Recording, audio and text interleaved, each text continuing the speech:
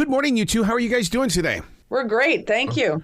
This has got to be an amazing journey for you, this documentary, because is there anybody that doesn't have a Yogi Berra story? Because your grandfather was so giving to his fans and followers. I mean, we always caught him at baseball card shows, and he would, I mean, just everybody's got a story. I do think that everybody has a yoga story, and I'm always super amazed by that because so many people come up to me and tell me they either met my grandpa Yogi one time or they actually never met him at all, but were inspired by him or touched by him in some way. And, you know, they tell me that they loved my grandfather, and they mean that in the same sense of the word love that I mean it when I say I love my grandfather. And it's just incredibly amazing and humbling. And the extent of his reach and the way he touched people never ceases to amaze me. Sean, was it a moment in your life where you go, why hasn't this story been shared? What's going on here? This needs to be out here right now. Yeah, well, if I said right now, this movie would have come out in 2018. There you go. So that's when I was approached. I was initially approached by Peter Sobolov, our lead producer, our initial producer, who got the ball rolling, and he had I'd worked with him previously, and he had actually just seen the documentary about Mr. Rogers, and so he thought that Yogi deserved that same type of treatment. So he, reached out to the Berra family, who he had a connection with, and he brought me into the fold, and we got rolling. Lindsay, he talks about Mr. Rogers, and we just recently found out that Mr. Rogers wrote music and did things in a musical form. Your grandfather Yogi he couldn't have just been creative on that baseball diamond. What else did he do that we're going to learn about? He was not musically inclined. There's no way. Grandpa was really just like a sports guy. He played golf a lot. He loved to play golf. He liked to watch old movies on westerns and whatnot. Loved his Seinfeld reruns. Loved to watch fights. He really just loved all the sports. There's definitely not like a secret hidden talent. Unless you call like being truly ambidextrous a talent, like he could cut his steak with either hand. He was a natural right-hander who ended up playing baseball or throwing righty and hitting lefty, but he played golf lefty but putt, or righty but putt lefty. He did things all kinds of ways. He could really do anything with either hand. Sean, in putting this together, you talked to a lot of baseball legends: Hank Aaron, Johnny Bench, Willie Mays. These are the people that just really inspired generations of baseball fans.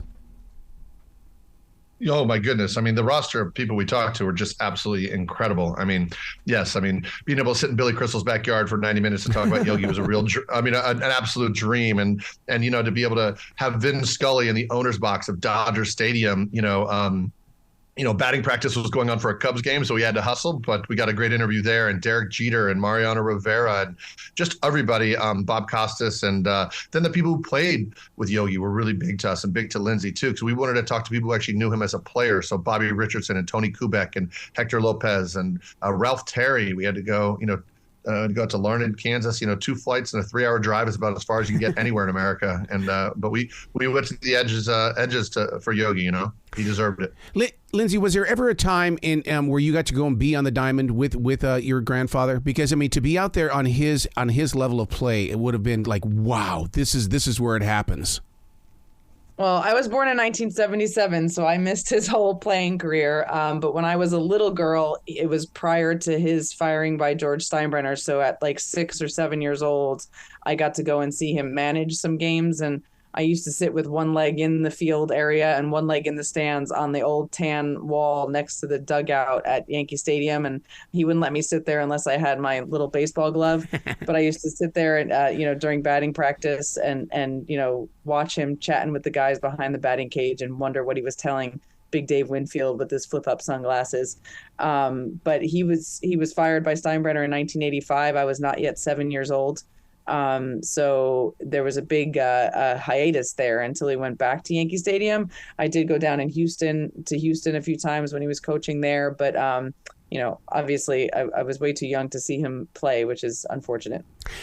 Sean, one of the things that I'm learning more and more about the game of baseball, it's more than just something that we thoroughly enjoy. And then when we hit those fall months, we go to the playoffs. They have a life. They have a connection with other baseball, players such as Johnny Bench. And did Johnny get to talk about the real life Yogi Berra in the way that it's like, oh my God, I had no clue, and now I embrace their relationship as catchers for a game that is just unbelievable every season?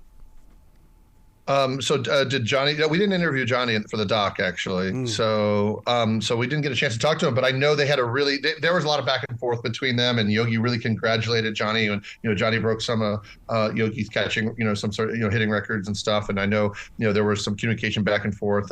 So they were really deeply respect each other. And one thing that's really important to point out in this documentary, we start off by saying, hey, Yogi wasn't included in this list of the 4 greatest living players, and those players are Willie Mays and Hank Aaron and Sandy Koufax and Johnny Bench, and in no way are we trying to diminish what those incredible Hall of Fame players had done. All we were trying to say in the film is like, hey, Yogi should have been included in that conversation, based on just the numbers. So that's something we want to get across as well. My dad and I actually just saw Johnny Bench last weekend at the dedication of the USS Cooperstown in New York. The Navy named a new warship after Cooperstown, which is the home of the Hall of Fame, and all the families of the Hall of Famers who served were there. But it's funny. So my dad and Johnny saw each other, gave each other a big hug. But a few times folks came up to him and actually mistook him for Johnny Bench. So we were laughing. Those Yogi-isms, Lindsay. I'm a daily writer. There are things that usually appear on my paper that it's like, oh my God, I never even thought about that until I just met the words on the page. What did he write it in a book first and shared it with the world? How did these things happen? Because he spoke a lot of truth. Yeah, he didn't. They just fell out of his mouth. Like he didn't plan to say them. He didn't write his stuff. Like he wasn't trying to be funny or pithy in any way. It was just the way he spoke. He had this very black and white way of seeing the world, no shades of gray. He was super able to just cut through the crap and call a spade a spade. And, if you get past the initial silliness, like you hear them and you're like, wait, what? And then you really think about them, and they're all really profound and very true and, very applicable to your life in so many situations. They pop into my head all the time. And it just really is about kind of simplifying the situation. So I think they're brilliant. Did you have to do any hardcore research there, Sean, in the way that we all assume that we know Yogi's story, but then when you got digging into all that stuff in the archives, it's like, wait a second, nobody knows this, and we get to bring it forward?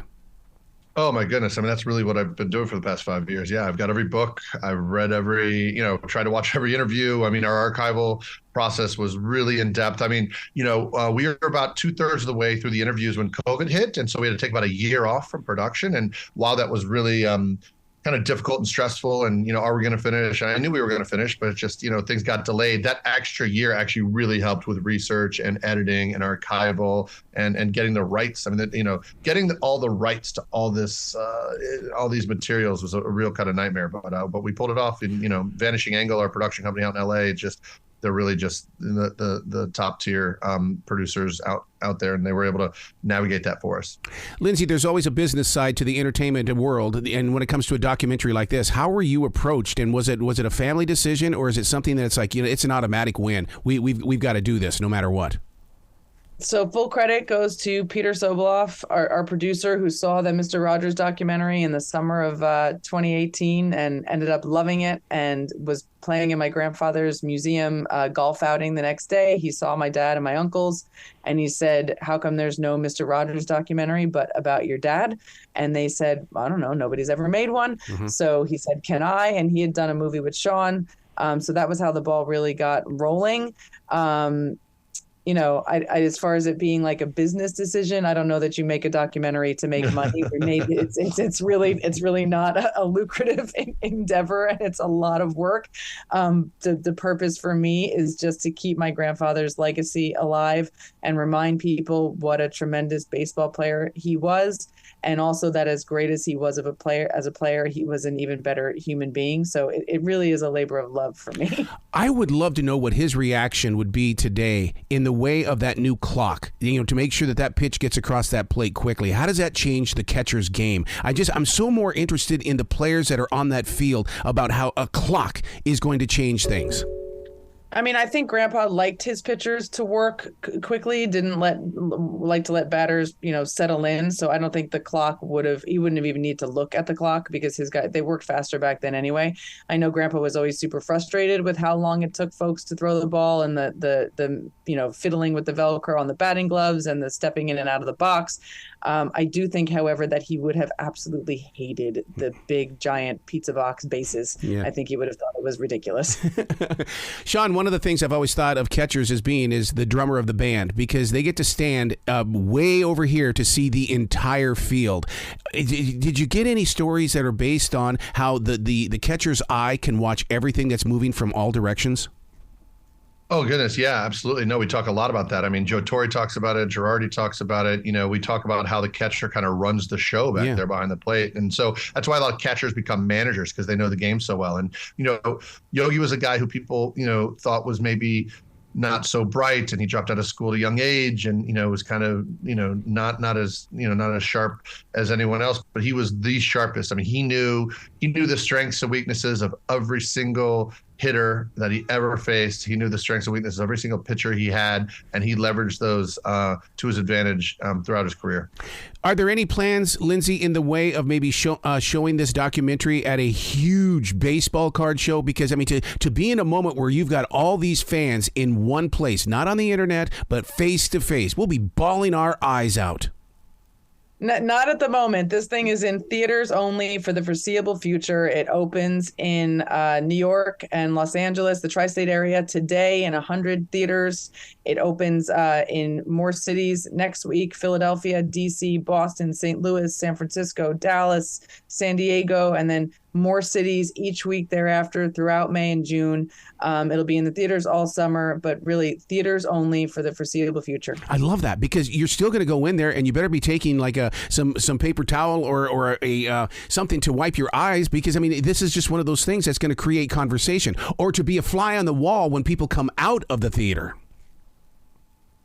Absolutely. Sean and I have loved watching the movie and seeing people's reactions. You're going to laugh. You're going to cry. One of our reviewers at the Nantucket Film Festival, which is, an island of Red Sox fans, so I was a little nervous about showing the film in Nantucket, said that the closing credits were met with rapturous applause and the sound of grown men weeping. So it is a goal of mine to make grown men cry. So, bring those tissues for sure.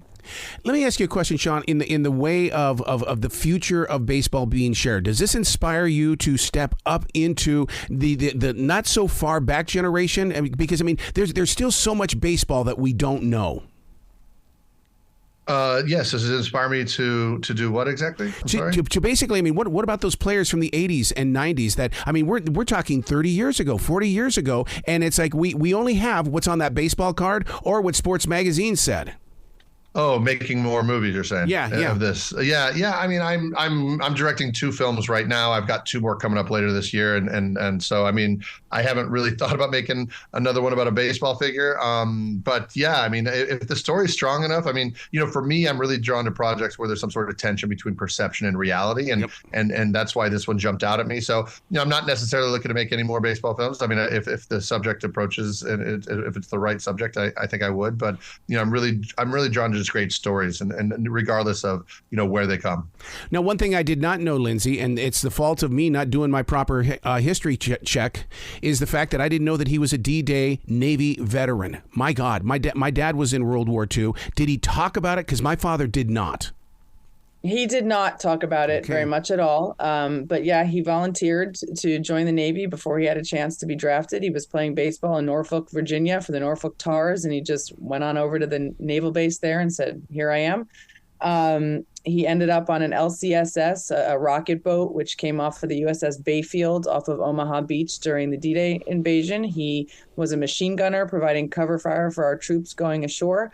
And, I say often that when you make it through a life or death situation, a real life or death situation. They talk about Grandpa as a great clutch hitter. The bottom of the ninth inning with 2 outs is nothing compared to live combat.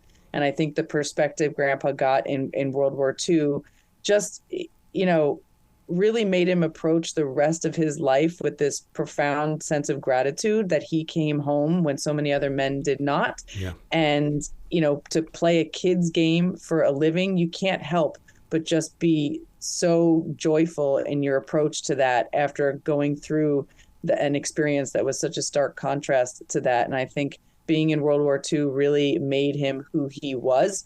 But like so many men of that generation, he really did not talk about it much. Wow.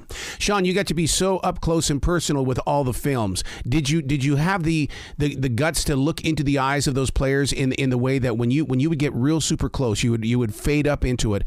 Did you see the eye connection? Because I always think that baseball players have more communication with their eyes than they do with their mouths. That's really interesting you say that, and actually a very perceptive question. I don't think I've gotten that one yet. And I'll be honest, like, when I went in to interview Derek Jeter, we only had 30 minutes with him. It was really tight. We were on a really tight clock. Couldn't have been more gracious and couldn't have been more wonderful. But that being said, just there is an intensity behind his eyes, and there's a bit of a lean forward in his posture that's like, I don't want to pitch to this guy, I was definitely that. I think that was maybe some of my best work as a director, is being able to because we got some great stuff from Derek. He's incredible in the film. He tells some really lovely, funny, and both heartfelt stories about Yogi. But I only had 30 minutes with a lot of these guys. Billy Crystal sitting in his backyard for 90 minutes chatting about Yogi was incredible. I think we could have exported that whole 90 minutes and just released it as a documentary, honestly. So, all the interviews were different, but, Vin Scully, Bob Costas, Mariano Rivera, they were all incredible. And being able to pull out, these emotional moments was something I really, really, worked hard to do. And I think the film, displays them really well. Yeah. Lindsay, one of the things that I've learned in talking with people who write memoirs is the fact that they believe that they're doing it for their own personal families. Do you feel that this is a love letter to those that are 2 and 3 generations from where you stand right now in your family? I hadn't really thought about it like that because I was using it to kind of remind folks today, but that's actually a great point. My nephew Jackson is only 10, and when Grandpa Yogi passed away, he was 4, and my Grammy Carmen was 3. And when he saw the film, he said to his mother, my sister, he said, I didn't know that Grammy's name was Carmen. And it totally broke my heart, but, because he only hears us talk about Grammy. Mm-hmm. So yeah, I do think that there's so much the next generations can learn from watching this film. At least it's a great start. They're going to have to listen to the rest of us talking about Grandpa all the time. But yeah, we'll be like, we can tell them, go watch this film and come ask me any questions you have. That's a great point. You guys have got to come back to this show anytime in the future. The door is always going to be open for you. Well, thank you so much. Well, you be brilliant today, okay? We will. We'll try.